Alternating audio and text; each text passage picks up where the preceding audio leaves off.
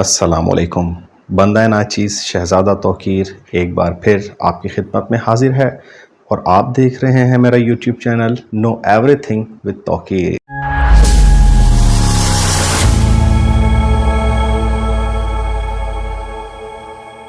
ناظرین، جیسا کہ آپ جانتے ہیں کہ ہماری یہ سیریز داستان کربلا کے نام سے میرے یوٹیوب چینل پر چل رہی ہے اور آج ہم داستان کربلا کی تیسری ایپیسوڈ کے ساتھ آپ کی خدمت میں حاضر ہیں۔ ناظرین، آج کی ایپیسوڈ میں سیدنا امام حسین رضی اللہ تعالیٰ عنہ کا مکہ سے کوفے تک کا سفر اور اس سفر کے دوران پیش آنے والے وہ تمام واقعات، وہ تمام باتیں آپ کی گوش گزار کروں گا۔ جو دوست ہمارے چینل پر نئے آئے ہیں وہ کائنڈلی سبسکرائب کر لیجئے اور بیل آئیکن پر کلک کر لیجئے تاکہ ہماری تمام ایپیسوڈز داستان کربلا کے حوالے سے آپ تک بر وقت پہنچ سکیں۔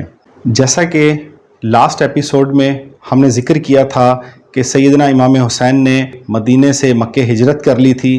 کوفیوں کو مولا امام حسین کا یزید کی بیعت کرنے سے انکار کا پتہ چل چکا تھا، اسی لیے کوفیوں نے سلیمان بن سرد کے گھر پہ اکٹھا ہو کر ایک خط لکھا سیدنا امام حسین کو کہ آپ کوفہ تشریف لے آئیے۔ سلیمان بن سرد اہل بیت سے محبت رکھنے والا اور حضرت علی کرم اللہ وجہہ کا ایک جانثار صحابی تھا۔ سلیمان کے گھر پہ جو خطوط لکھے جاتے تھے، ہر ایک خط میں کم و بیش 4 لوگوں کے دستخط ہوتے تھے۔ پہلے 30 خطوط، اس کے بعد 150۔ سیدنا امام حسین نے ان خطوط کا جواب نہ دیا تو ان خطوط کی تعداد بہت زیادہ بڑھ گئی تھی۔ سیدنا امام حسین نے ایک خط اپنے چچا زاد بھائی مسلم بن عقیل کے ہاتھ لکھ کر کوفیوں کی طرف روانہ کیا اور اس خط میں سیدنا امام حسین نے یہ لکھا تھا کہ میں اپنے سب سے با اعتماد چچا زاد بھائی مسلم بن عقیل کو آپ کی طرف بھیج رہا ہوں، وہ یہ دیکھیں گے کہ یہ جو خطوط مجھ تک آئے ہیں یہ آپ ہی نے بھیجے ہیں۔ اگر وہ اس بات کی تصدیق کر دیں گے تو میں کوفے کے لیے روانہ ہو جاؤں گا۔ سیدنا امام حسین نے جب یہ ارادہ کیا کہ آپ مکہ سے کوفے کے لیے روانہ ہو جائیں گے تو عبداللہ بن عباس اور محمد بن حنفیہ نے آپ کو بہت روکا، آپ کو بہت سمجھایا کہ کوفیوں نے ہمیشہ دھوکہ اور غداری کی ہے۔ سیدنا علی رضی اللہ تعالیٰ عنہ کے دور میں بھی کوفیوں نے بہت ساری غداریاں کی۔ چنانچہ سیدنا امام حسین نے مکے سے کوفے کے لیے 8 ذی الحج کو ہجرت شروع کر دی۔ مکہ سے کوفے کے درمیان کم و بیش 38 مقامات پر سیدنا امام حسین نے قیام فرمایا۔ بہت سارے اہم واقعات رونما ہوئے۔ سیدنا امام حسین نے پہلا قیام بستان بنی عامر میں کیا، دوسرا قیام تنیم اور تیسرا قیام آپ کا صفا کے مقام پر ہوا، چوتھا قیام ذات ارک میں کیا۔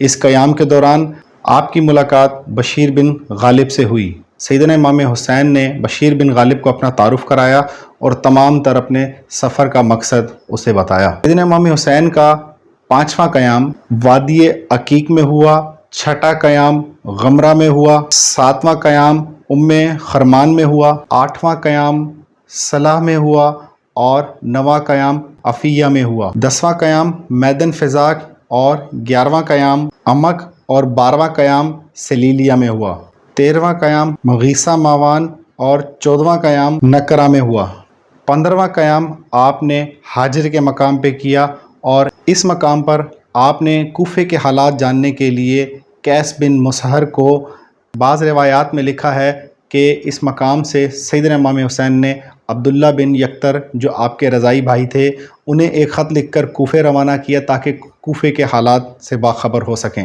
جب قیس بن مسہر حاجر سے خط لکھ کر روانہ ہوئے تو تھوڑی ہی دور قادسیہ کے مقام پر ابن زیاد کے ساتھیوں نے قیس بن مسہر کو دیکھ لیا۔ قیس بن مسہر نے ابن زیاد کے سپاہیوں کو دیکھ کر سیدنا امام حسین کا دیا ہوا خط پھاڑ کر پھینک دیا۔ ابن زیاد کے سپاہیوں نے پوچھا کہ یہ خط کس کا تھا اور کس کی طرف لے کر جا رہے تھے، تو قیس بن مسہر نے ان کا جواب نہ دیا تو ابن زیاد کے سپاہیوں نے قیس بن مسہر کو گرفتار کر لیا۔ قیس کو گرفتار کر کے ابن زیاد کے دربار پہ لے جایا گیا۔ ابن زیاد نے پوچھا کہ سچ سچ بتاؤ کہ تم اہل بیت امام حسین کے قاصد ہو اور جو خط تم نے پھاڑا وہ خط کس کے لیے لے کر جا رہے تھے؟ ہمیں ان کے نام بتاؤ، ہمیں اس جماعت کا نام بتاؤ جو امام حسین کے لیے کوفے میں کام کر رہی ہے۔ تو قیس نے جماعت کا نام بتانے سے انکار کیا۔ تو ابن زیاد نے کہا کہ میں تمہاری جان بخشش صرف ایک ہی صورت میں کروں گا، یا تو تم مجھے اس جماعت کا نام بتا دو کہ جس کے پاس تم یہ خط لے کر جا رہے تھے، یا پھر حسین، اہل بیت اور حسین کے بابا پر نعوذ باللہ معاذ اللہ لعن طعن کرو، انہیں گالیاں دو۔ قیس نے ابن زیاد کی یہ دوسری پیشکش قبول کی اور کہا کہ میں دارالامارہ جو کہ محل کا سب سے اونچا حصہ ہوتا ہے، وہاں جا کر نعوذ باللہ معاذ اللہ سیدنا امام علی مقام کو لعن طعن کروں گا۔ جیسے ہی قیس بن مصہر دارالامارہ کی چھت پر پہنچے تو قیس بن مصہر نے کوفیوں کو زور زور سے چلا چلا کر کہنا شروع کیا کہ کوفیوں، فاطمہ کا بیٹا، نبی کا نواسہ تمہارے بہت قریب قیام پذیر ہوا ہے، جاؤ اور اس کی مدد کرو۔ اور قیس بن مصہر نے ابن زیاد اور یزید پر لعن طعن شروع کر دی۔ اس پر ابن زیاد نے قیس بن مصہر کو دارالامارہ سے نیچے پھینک دیا۔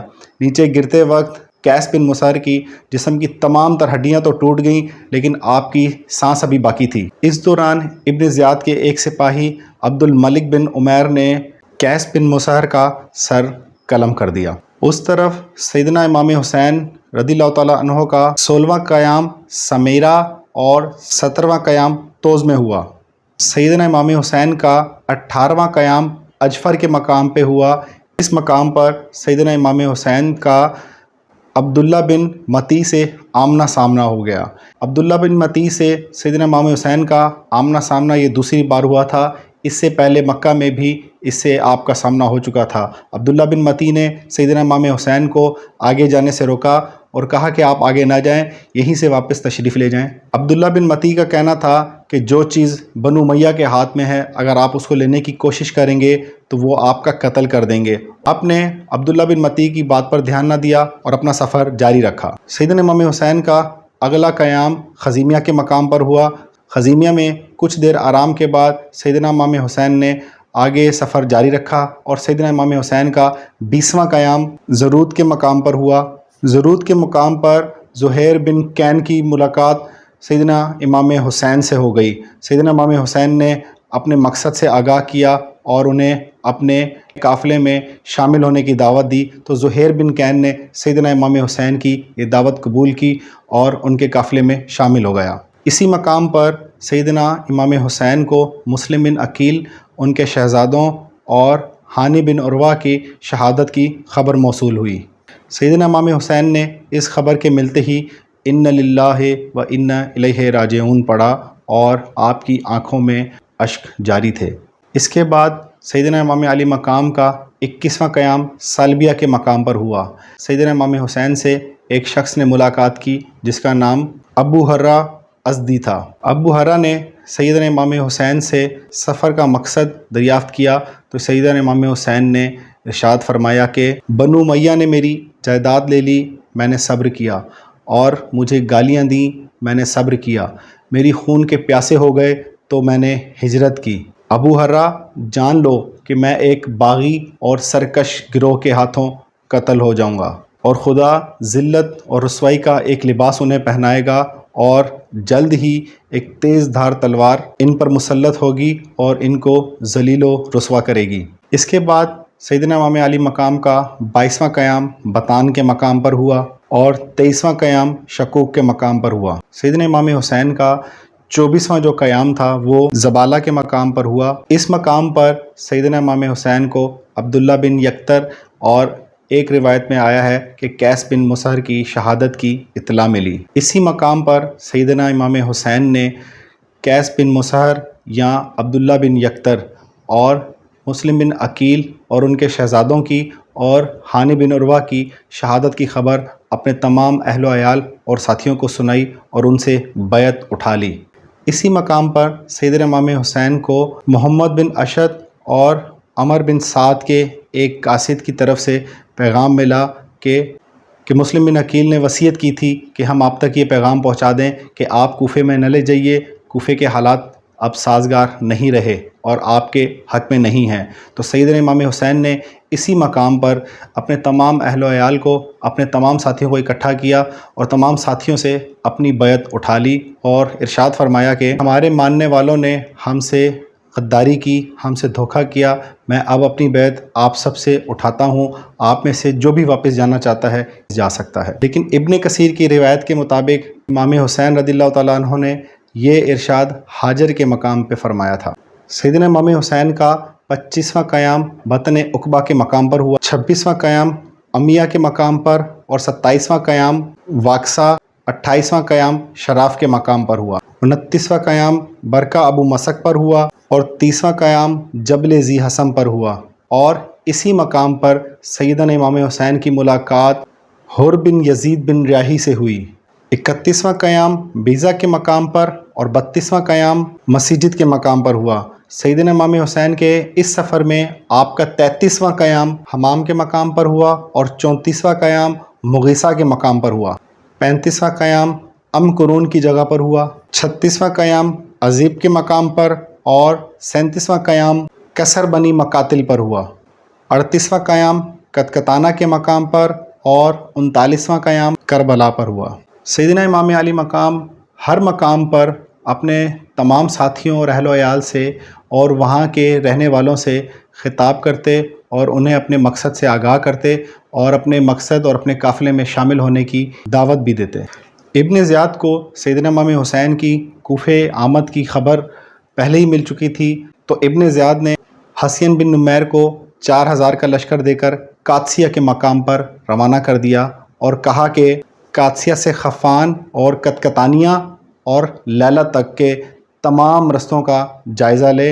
حر بن یزید بن ریاحی کا 1000 کا لشکر بھی اسی حسین بن نمیر کے لشکر میں شامل تھا، جسے ابن زیاد نے سیدنا امام حسین کا رستہ روکنے کے لیے بھیجا تھا۔ سیدنا امام حسین کا حر بن یزید بن ریاحی سے جو ملاقات ہوئی وہ جبل ذی حسم پر ہوئی۔ حر کے سپاہی جب سیدنا امام حسین کے آمنے سامنے ہوئے تو سیدنا امام حسین نے اپنے قافلے کے ساتھیوں سے کہا کہ حر کو اور اس کی فوج کو پانی پلایا جائے، اور سیدنا امام حسین نے اس طرح حر کی پیاس اور اس کے تمام سپاہیوں کی پیاس بجھائی۔ حر اور اس کے سپاہیوں کو پانی پلانے، حتیٰ کہ ان کے گھوڑوں کو پانی پلانے کے بعد نماز عصر کا وقت ہوا اور سیدنا امام حسین نے جانثار سے کہا کہ اذان دیجئے۔ اذان کے بعد سیدنا امام حسین نے وہیں پر نماز ادا کی۔ حر اور حر کے 1000 ساتھیوں نے بھی سیدنا امام حسین کے پیچھے نماز ادا کی۔ کہا کہ حق اور باطل کی پہچان کرو، اہل بیت نبی پاک صلی اللہ علیہ وسلم کی اولاد خلافت، امامت، ولایت کے کہیں زیادہ حقدار ہیں بنسبت ان کے کہ جو لوگ ظلم، جبر اور غیر شرعی کام کرتے ہیں۔ خطبے کے بعد سیدنا امام حسین نے حر سے کہا کہ میں یہاں پر اپنی مرضی سے نہیں آیا، مجھے کوفے والوں نے بے شمار اور لاتعداد خط بھیجے تو میں ان خطوط کی وجہ سے کوفے کی طرف سفر کیا ہے۔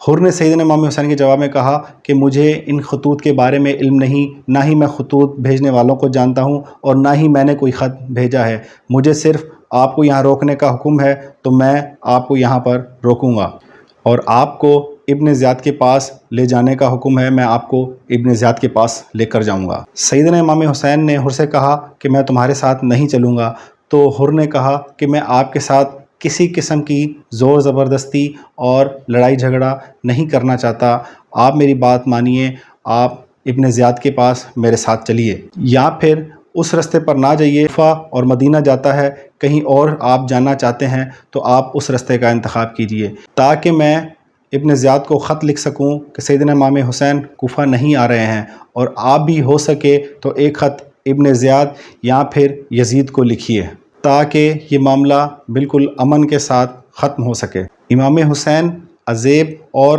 قادسیہ کے بائیں جانب سے روانہ ہوئے اور حر بھی آپ کے ساتھ ساتھ ہی سفر کر رہا تھا۔ صبح ہوتے ہی سیدنا امام حسین نے البیضہ نامی جگہ پر قیام فرمایا اور نماز فجر ادا کی، اور نماز فجر ادا کرنے کے بعد آپ آگے سفر پر روانہ ہو گئے اور پھر ظہر کے وقت سرزمین نینوا پہنچے۔ سیدنا امام حسین نے وہاں جگہ کا نام دریافت کیا تو سیدنا امام حسین سے کہا گیا کہ یہ سرزمین کربلا ہے۔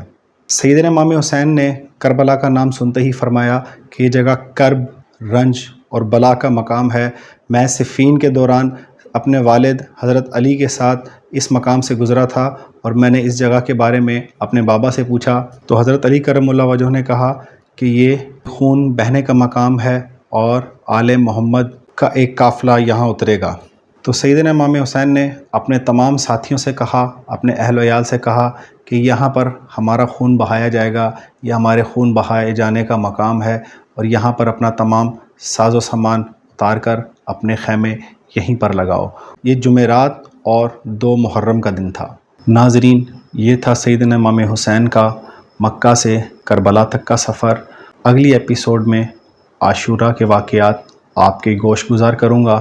اگر آپ اس ویڈیو پر کسی قسم کی کوئی رائے دینا چاہتے ہیں تو کمنٹ سیکشن پہ کمنٹ کیجئے۔ جو دوست ہمارے چینل پر نئے ہیں چینل کو سبسکرائب کر لیجئے تاکہ ہماری آنے والی ایپیسوڈز آپ تک بر وقت پہنچ سکے۔ اگلی ایپیسوڈ تک اپنے میزبان شہزادہ توقیر کو اجازت دیجئے۔ اپنا بہت سارا خیال رکھیے گا۔ السلام علیکم۔